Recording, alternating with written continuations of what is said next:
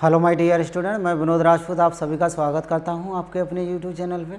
और हाँ, यदि चैनल पे पहली बार आए हो तो प्लीज़ सबसे पहले चैनल को सब्सक्राइब कीजिएगा और सब्सक्राइब करने के साथ साथ बेल आइकन को प्रेस करके रखिएगा, जिससे कि मैं जब भी कोई नया वीडियो अपलोड करूँ तो उसका नोटिफिकेशन आप तक पहुँच सके। ओके, तो यदि आप लोगों को वीडियो अच्छा लगता है तो प्लीज़ वीडियो को लाइक करना मत भूलिएगा और बने रहिएगा इस वीडियो के लास्ट तक हमारे साथ। तो स्टार्ट करते हैं। एक्सरसाइज आपका होगा 7.4 के जो कुछ क्वेश्चन बचे हुए हैं जिस पे मैं डिस्कस करना चाहूँगा। क्वेश्चन नंबर आपका होगा 11। यहाँ पे दिया हुआ है integration 10 sine inverse x upon root 1 minus x square d x. तो आप सभी को पता होगा कि जब भी मैं इंटीग्रेशन करता हूँ तो वहाँ पे यानी हम लोगों का प्रयास होता है कि उस इंटीग्रेशन के अंदर कुछ ना कुछ ऐसी एक वैल्यू हो जो मैं उसके इक्वल कुछ मानूं और उसका जब डेरिवेटिव लूँ तो वो उस इंटीग्रेशन के अंदर मिलना चाहिए। ओके, तो यहाँ पे देखिएगा, यदि मैं साइन इनवर्स x का डेरिवेटिव लेता हूँ तो आप सभी को पता होगा साइन इनवर्स का डेरिवेटिव होता है 1 upon root 1 minus x square, जो कि इस इंटीग्रेशन के अंदर है। तो यही हमारी हेल्प हो गई है। तो लेट यानी हम मानेंगे कि साइन इनवर्स x इक्वल हमने t मान लिया। जब मैं डेरिवेटिव लूँगा तो साइन इनवर्स का डेरिवेटिव क्या होता है 1 upon root 1 minus x square d x equal d t. अब एक नज़र क्वेश्चन पे देखिएगा कि d x upon root 1 minus x square है, वहाँ पे आपका डी टी हो जाएगा। ओके, और जहाँ पर साइन इनवर्स x है वहाँ पे t हो जाएगा, यानी ये हमको मिलेगा tan t और dt। इतनी तो बात समझ में आ गई होगी। अब थोड़ा ध्यान देना होगा कि इंटीग्रेशन tan t यानी tan का इंटीग्रेशन क्या होता है वो देखिएगा। tan x का इंटीग्रेशन होता है माइनस का log modulus cos x plus C. एक तो ये होता है, दूसरा होता है tan x का इंटीग्रेशन आप सभी को पता होना चाहिए log modulus sec x plus C. अब देखिएगा ये दोनों ही tan x के ही इंटीग्रेशन है, आपकी जो मर्जी हो वो है। आप इसका फॉर्मूला ओपन कर सकते हो, या तो ये कर दो या ये कर दो, दोनों ही इक्वल ही हैं, क्योंकि यहाँ पे निगेटिव इसलिए आ गया। जब मैं sec का सिंगल तोड़ूंगा तो sec का सिंगल होता है 1 अपॉन cos x। जब मैं इस लॉग को अंदर लेके जाऊंगा तो यहाँ पे जब हम लॉग का यानी न्यूमरेटर एंड डिनोमिनेटर वाला जब फॉर्मूला यूज करूँगा तो ये हमारा होगा log 1 minus log cos x। Okay, और log 1 की वैल्यू क्या हो गई 0, यानी बाद में मिला तो वही है log मॉडुलस cos x। तो दोनों एक ही फॉर्मूले हैं, तो मैं ये वाला फॉर्मूला अप्लाई करूँगा। ठीक है, तो मैं क्या इसको ये लिख सकता हूँ minus log modulus cos t plus C. अब सुनिएगा cos t, यहाँ पे sin t की वैल्यू निकाल लो, यहाँ से sin t की वैल्यू। यहाँ पे थोड़ा ध्यान दीजिएगा, यहाँ पे दिया हुआ है sign inverse x equal t, तो क्या x इक्वल साइन t हो जाएगा ना, हो जाएगा। अब मुझे cos t की वैल्यू चाहिए, किसकी चाहिए cos t की। तो क्या मैं cos t को ये लिख सकता हूँ 1 माइनस साइन स्क्वायर t। कैसे, क्योंकि 1 माइनस साइन स्क्वायर टी बराबर हो जाएगा कॉस स्क्वायर टी, बाहर निकलेगा कॉस टी, तो cos T equal cos T. यहाँ पे साइन टी की वैल्यू है x, तो यहाँ पे हो जाएगा 1 माइनस एक्स स्क्वायर। ये किसकी वैल्यू निकली, ये कॉस टी की वैल्यू निकली। किसकी वैल्यू निकली, कॉस टी की। तो मैं क्या करूँगा, जहाँ कॉस टी है वहाँ पे कॉस टी की जगह कॉस टी की वैल्यू पुट कर दूँगा 1 माइनस एक्स स्क्वायर रूट के अंदर प्लस सी। इस प्रकार से इस क्वेश्चन का ये आंसर हुआ। ओके, तो आप लोगों को अच्छे से समझ में आ रहा होगा। तो अब हम लोग नेक्स्ट क्वेश्चन की तरफ चलते हैं। ये हमारा क्वेश्चन है इंटीग्रेशन e की power m sine inverse x upon root 1 minus x square d x. आपको पता होगा कि साइन इनवर्स x का जो डेरिवेटिव होता है वो 1 upon root 1 minus x square, जो कि इस इंटीग्रेशन के अंदर दिया हुआ है। तो यही हमारी हेल्प हो गई है। तो हमको करना क्या है, लेट यानी साइन इनवर्स x इक्वल हमने t मान लिया। ओके, अब साइन इनवर्स का डेरिवेटिव क्या होता है आप सभी को पता है 1 upon root 1 minus x square d x equal d t. अब एक बार क्वेश्चन पे नज़र डालिएगा कि dx upon root 1 minus x square की वैल्यू क्या है, dt है, तो भाई यहाँ तो dt हो जाएगा, और e की power m sine inverse x है, वहाँ पे t हो जाएगा। कहने का मतलब हुआ e की पावर mt और dt। आप थोड़ा ध्यान दीजिएगा कि हमने आप लोगों को एक इंटीग्रेशन का फॉर्मूला बताया था, यानी e की पावर x dx, इसका इंटीग्रेशन क्या होता है, e की पावर x प्लस c, है ना। तो यहाँ पे जब हम इसका इंटीग्रेशन करेंगे तो e की पावर mt अपॉन क्या आ जाएगा, m आ जाएगा, और प्लस c। अब आपके दिमाग में चल रहा होगा कि सर अपॉन में m कैसे आ गया। अरे भाई अभी तो हमने e की पावर mt यानी e की पावर x का इंटीग्रेशन क्या होता है, e की पावर x, तो यहाँ पे अभी हमने e का ही तो इंटीग्रेशन किया है, तो e का इंटीग्रेशन क्या हो जाएगा, e की पावर mt। अब जो भी पावर है यानी mt, इसका डेरिवेटिव लिया जाता है, और डेरिवेटिव लेने के बाद जो डेरिवेटिव निकल के आता है वो इंटीग्रेशन में यानी डिवाइड यानी भाग दिया जाता है। जब आप mt का डेरिवेटिव लोगे तो t का डेरिवेटिव 1 हुआ, 1 इंटू m यानी m से भाग देना पड़ेगा। अब जहाँ पर t है वहाँ पर t की वैल्यू पुट कीजिएगा, यानी sign inverse x upon m plus c। इस प्रकार से इस क्वेश्चन का ये आंसर हुआ। ओके, तो अब हम लोग नेक्स्ट क्वेश्चन की तरफ चलते हैं। नेक्स्ट क्वेश्चन यहाँ पे दिया हुआ है 13 tan x upon sec x plus cos x dx। अब यहाँ पे सबसे पहले आप ये देखिएगा कि अगर हम किसी के इक्वल कुछ मानते हैं और उसका डेरिवेटिव लेते हैं, क्या इस इंटीग्रेशन के अंदर है? आपका जवाब आना चाहिए कि सर नहीं है। तो ऐसी सिचुएशन में हमको जब भी ट्रिग्नोमेट्री फंक्शन आ जाता है तो वहाँ पे उसे थोड़ा सिंप्लीफाई करना होता है। कैसे देखिएगा, आप सभी को पता होगा tan x का जो डबल फार्मूला होता है वो होता है sine x upon cos x। तो मैं इसे थोड़ा सिंप्लीफाई करूँगा, यानी sine x upon cos x, ये किसका डबल होता है, tan का होता है। अब यहाँ पे थोड़ा ध्यान दीजिएगा, यानी सेक का जब मैं सिंगल तोड़ूंगा तो सेक का सिंगल क्या होता है, 1 अपॉन कॉस एक्स। जब एलसीएम लूँगा तो ये हो जाएगा 1 प्लस कॉस स्क्वायर एक्स। भाई जो 1 अपॉन कॉस होगा वो कॉस के साथ जाएगा, तो cos square x upon cos x हो जाएगा, टोटल का डी एक्स, और कॉस से कॉस कैंसिल हो जाएगा। तो इस प्रकार से हमको मिला sine x upon 1 plus cos square x D x. अब थोड़ा ध्यान दीजिएगा, आपको थोड़ा इसमें समझ में आ रहा होगा कि यदि मैं cos x इक्वल कुछ पुट कर दूं और जब मैं उसका डेरिवेटिव ले लूं तो cos x का डेरिवेटिव sin x होता है, जो कि हमारे पास इस इंटीग्रेशन के अंदर दिया हुआ है। तो हम cos x इक्वल कुछ पुट करेंगे, cos x इक्वल हमने t मान लिया, और cos x का डेरिवेटिव माइनस का sin x dx equal dt, जो कि यहाँ पे आप देख रहे हो साइन एक्स जो है वो पॉजिटिव है, बट यहाँ पे निगेटिव आया है, तो निगेटिव साइन मैं dt के साथ भेज दूंगा, यानी sine x dx equal minus का dt। अब ध्यान दीजिएगा, जहाँ पर साइन एक्स dx है ना, वहाँ पे माइनस का dt हो जाएगा, वहाँ पे क्या हो जाएगा, माइनस का dt upon 1 plus T square. कैसे बन, तो ये रहा, cos x की जगह मैं t रखूँगा ना तो t स्क्वायर हो जाएगा। ये किसका डेरिवेटिव होता है, ये tan इनवर्स का होता है, सॉरी इंटीग्रेशन, ये किसका होता है, tan इनवर्स का होता है, आप सभी को पता होगा। तो ये हमारा हुआ माइनस का tan inverse t plus c। अब सुनो, जहाँ पर t है, t की जगह t की वैल्यू पुट कीजिएगा, तो t की वैल्यू क्या है, यहाँ पे होगा माइनस tan इनवर्स, और t की वैल्यू है cos x, क्या है, cos x, और प्लस c।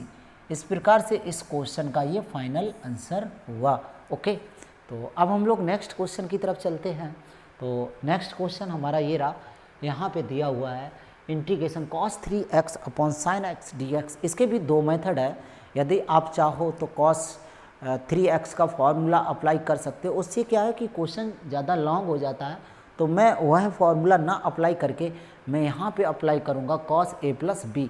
इससे क्वेश्चन हमारा बहुत ही शॉर्ट क्वेश्चन सॉल्व हो जाएगा। कैसे देखिएगा, सबसे पहले आपको फॉर्मूला याद होना चाहिए, यानी cos a प्लस बी। जब भी cos a प्लस बी की बात आती है तो क्या होता है, cos a into cos b और minus sine a into sine b। ये तो इसका फॉर्मूला हुआ है ना।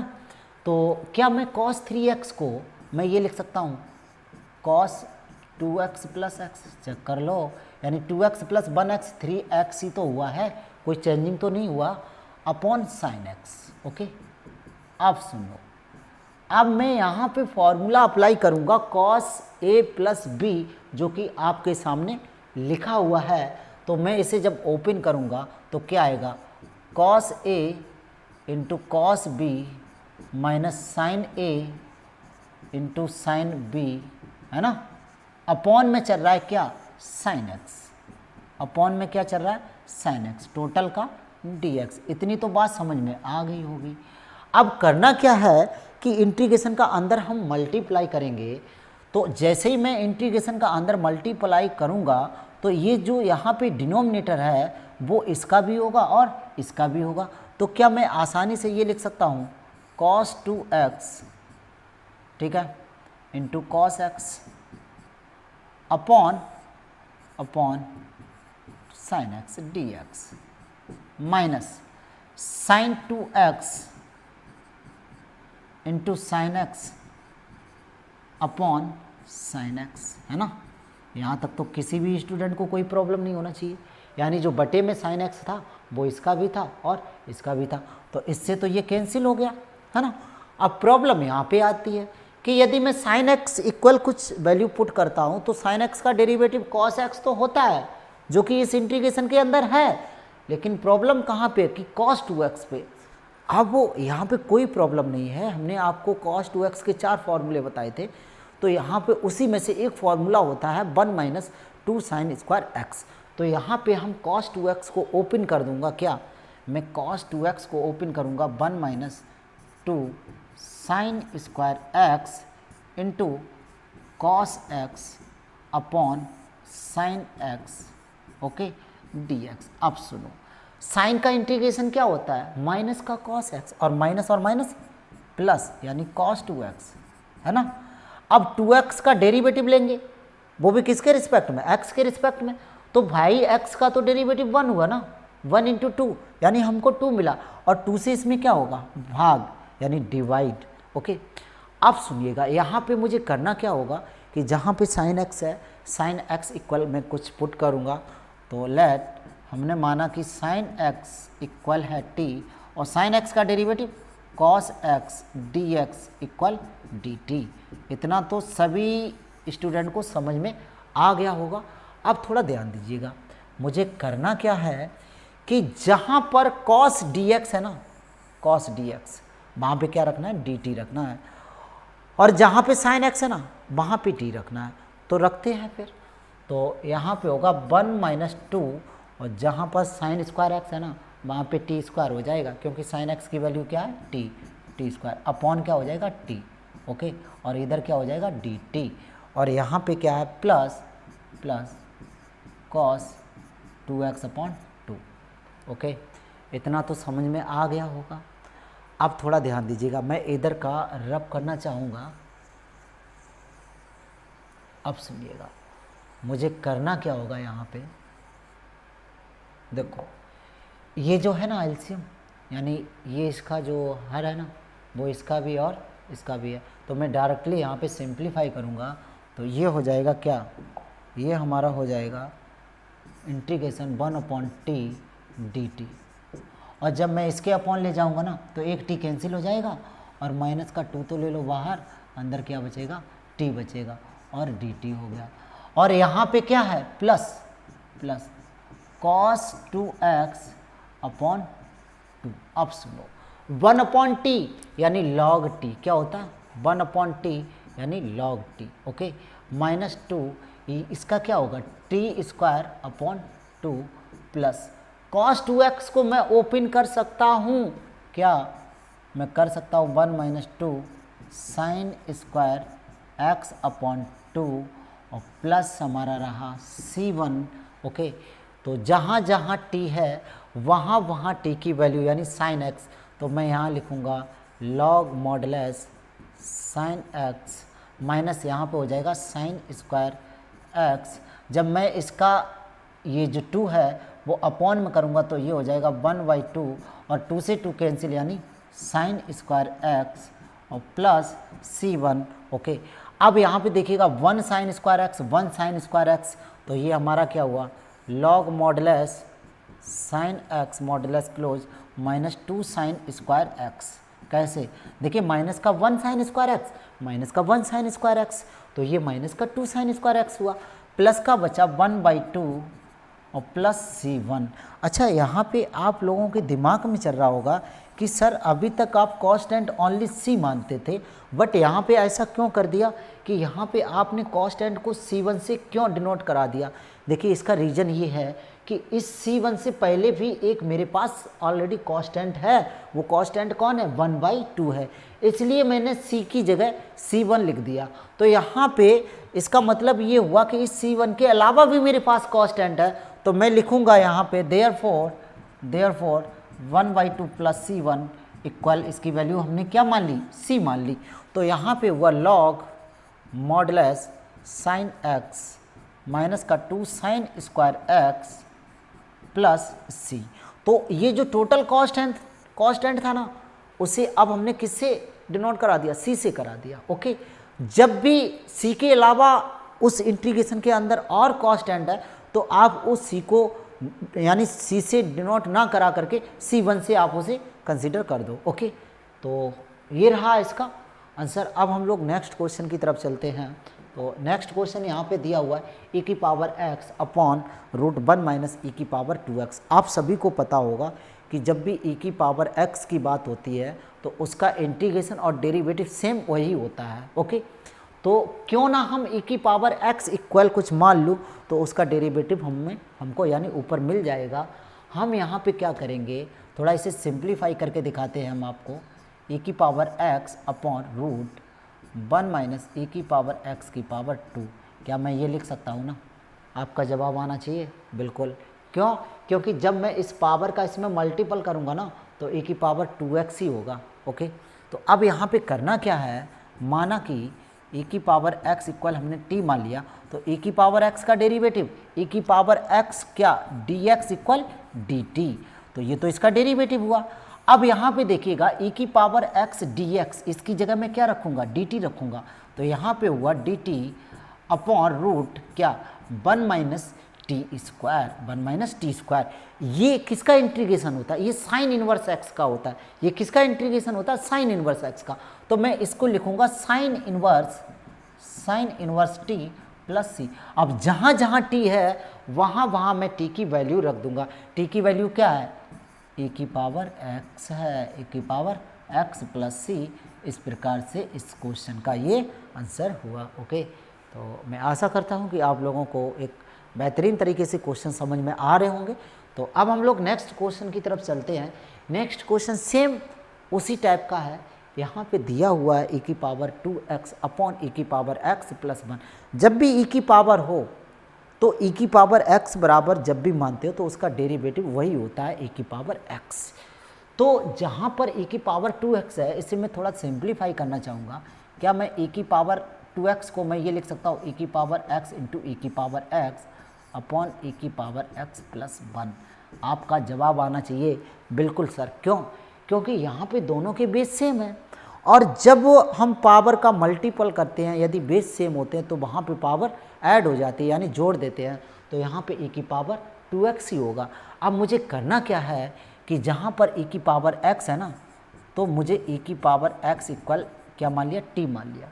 तो e की पावर x का डेरिवेटिव e की power x dx equal dt है ना। अब थोड़ा ध्यान दीजिएगा, जहाँ पे e की पावर x dx है ना, वहाँ पे तो dt हो जाएगा, और जहाँ पर e की पावर x है वहाँ t हो जाएगा। इस प्रकार से हमको मिला t और dt अपॉन क्या t प्लस 1 है ना। चेक कर लो, अरे भाई जहाँ पे e की पावर x है ना वहाँ तो t हो गया, और जहाँ पर e की पावर dx है ना वहाँ पे तो dt हो गया, और यहाँ पर t प्लस 1। अब देखिएगा, जब भी इस टाइप का क्वेश्चन आता है तो आपको थोड़ा माइंड चलाने की ज़रूरत पड़ती है।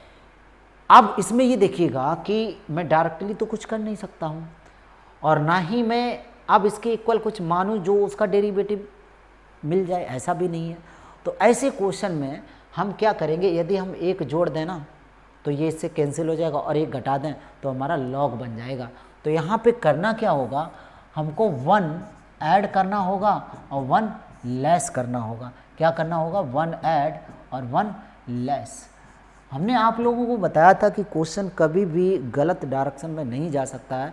यदि आप जितना जोड़ो तो उतना ही घटा दो, या जितना घटाओ उतना ही जोड़ दो, या जितने का गुणा करो तो उतने का भाग कर दो, आपका क्वेश्चन कभी गलत नहीं होगा। यहाँ पे हमने क्या किया? एक जोड़ दिया तो एक घटा दिया। यदि आप इसे सॉल्व करते हो ना तो एक से एक कैंसिल, ऊपर क्या बचेगा? टी तो बचेगा ना, चेक कर लो। तो कोई चेंजिंग तो नहीं हुई ना। तो क्या मैं यदि इसे सिंप्लीफाई करूं तो क्या मैं इसे ये लिखूंगा? t plus 1 upon T plus 1 D T minus 1 upon T plus 1 D T.